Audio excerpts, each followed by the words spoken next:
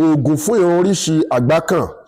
tó máa ń ṣẹlẹ̀ sí nǹkan ọmọkùnrin èèyàn bóyá wọ́n mu ni bóyá Idakole ni bóyá Arobosa ni gbogbo oríṣiríṣi nǹkan tó bá kó ṣẹlẹ̀ sí nǹkan ọmọkùnrin yẹn tí ò lè gbéná wọlé mọ́ tí ò lè pàfọ́ọ̀mù dáadáa mọ́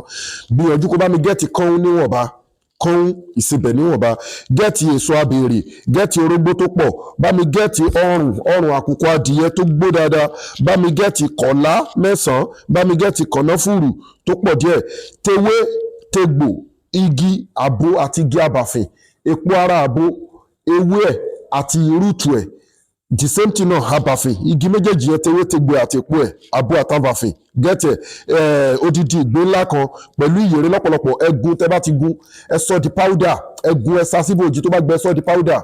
farabalẹ̀ kó gbọ́ fídíò ìdílẹ̀ kó gbọ́ bí wàá ṣe máa lo àtàwọn májẹ̀mú ẹ̀ fi fídíò yìí ránṣẹ́ fún gbogbo ọkùnrin tó bá mú nǹkan ọmọkùnrin ṣíwájú kó tó ṣiṣẹ́ àbí tó bá ṣiṣẹ́ ìtọ́ nǹkan tó bá lágbára fi sákàǹtì àwọn ọmọ aláìní àkáǹtì nọ́mbà ní fáwọn ọmọ aláìní 0123214254 àkáǹtì nọ́mbà fáwọn aláìní 0123214254 Wema Bank of Nigeria Global Dahiratu Dhikrlahi Islamic Organization gbogbo ẹ̀yin tẹ́ ń gbádùn ètò wa ẹ fi àjẹ́ àti umura ẹ fi tawá lọ́rẹ ní organization wa ẹ bá wa dá sí ètò masjid àti ètò àwọn ọmọ aláìní àti fún àwọn opó àti fún ètò mọ́ṣáláṣí tí à ń kọ́ lọ́wọ́ ẹ bá wa dá sí ibi sínú láì tààlà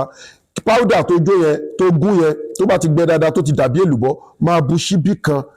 ẹ̀kún ṣíbí kan máa lò pẹ̀lú ẹ̀kọ́ gbígbóná láàárọ̀ àti lálẹ́ tó bá kù bí wákàtí kan tó fẹ́ lájọṣepọ̀ pẹ̀lú ìyàwó ẹ̀ tún máa lò bẹ́ẹ̀ àbí wákàtí méjì so ọ̀ọ́tọ̀ ẹ̀ ò bá rí ẹ̀kọ́ máa lò pẹ̀lú omi gbóná gbogbo nǹkan wọ̀nyí náà a lè bá yín ṣe ẹni tí ò bá lè pàfọ́ọ̀mù ẹ̀ àwa máa bá yín ṣe bí sínú láì tààlà adẹ̀ láwọn product tẹ máa get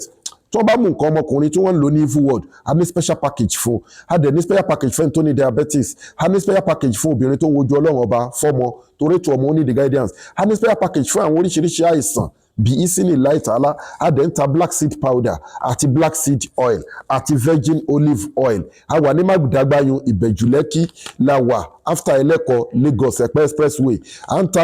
seiton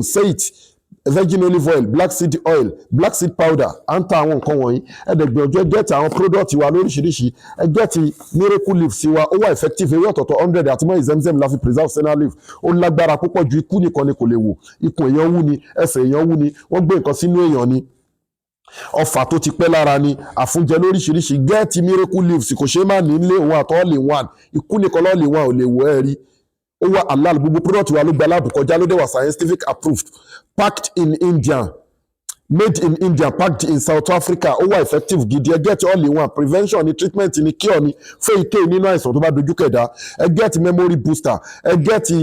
transformer 1100 power ẹ get transformer pẹ̀lú caterpillar àti miracle leaves fún ọkùnrin tó ní Idakole àbí tó l'Arobosa àbí tí ó ní demand power ẹ get ẹ̀ fún mẹ́tẹ̀ẹ̀ta ikú máa lò papọ̀ ẹ get caterpillar fún ẹni tó ní sọmúróró hormonal imbalance àti bẹ́ẹ̀ bẹ́ẹ̀ lọ àti ẹ̀dà bẹ́ẹ̀ ni ẹ̀dà sperm leakage ẹ gẹ́ẹ̀tì bulldozer met fibroid ẹ dẹ̀ gẹ́ẹ̀tì àwọn halal powder yìí kì í ṣe oṣólẹ̀ kì í ṣe ìyọnu ayé kì í ṣe ìmùlẹ̀ àgbà kì í ṣe ẹ̀bẹ̀ àgbà ò bẹ́ẹ̀ anybody o tọ́wọ́ ẹ bá tẹ powder ibi sí ní láì tààlà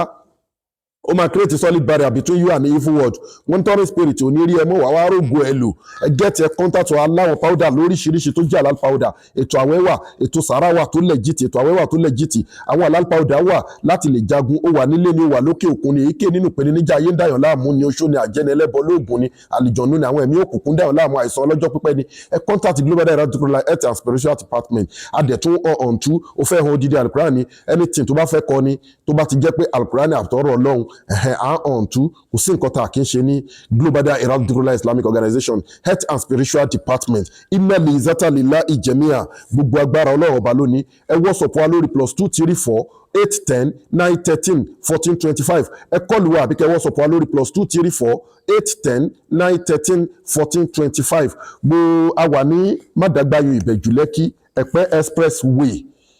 Lagos after Aleko ibelawa kò sí ìgbà tẹ́ pé wá tà ní gbàgbó látúnṣàkó àǹfọ̀ṣàkó wa alámúbímọ́ni ntakọ̀ ẹ WhatsApp wa lórí ike nínú ìpèníjà a máa àtẹ́ǹdì sí yín bí í sí ní láì tààlà gbogbo ẹ̀yin olólùfẹ́ ọlọ́run lára wa agara yóò ní dayín pampẹ́ yóò ní mú yẹn gun yóò ní gun yín lẹ́sẹ̀ o ẹ share program yìí fáwọn ọkùnrin oríṣiríṣi ìpèníjà ló ń ṣẹlẹ̀ sí nǹkan ọmọkùnrin lọ́wọ́lọ́wọ́ báyìí ẹlòmíì wọn ti mú nǹkan ọmọkùnrin ẹlòmíì wọn lo nǹkan ọmọkùnrin ní evil world ẹlòmíì wọn ti masturbate títí àlìjọ̀nú ti kó wọ lára oríṣiríṣi ìpèníjà girlfriend ẹlòmíì ló mú ìyàwó ẹlòmíì ló mú nǹkan ọmọkùnrin ẹ ẹlòmíì dẹ̀ ni ó ti rẹ́vẹ́ẹ̀nì ẹ̀ oríṣiríṣi nǹkan ẹ ṣàwọ́ sọ̀pù wa dẹ̀ lọ gbìyànjú kó ṣiṣẹ́ ìwò aláwọ̀ testimony àwọn tó ń lo product wa àtàwọn tó ń lo nǹkan tá ń fún yín wọ́n ń dúpẹ́ mọ́sálàmù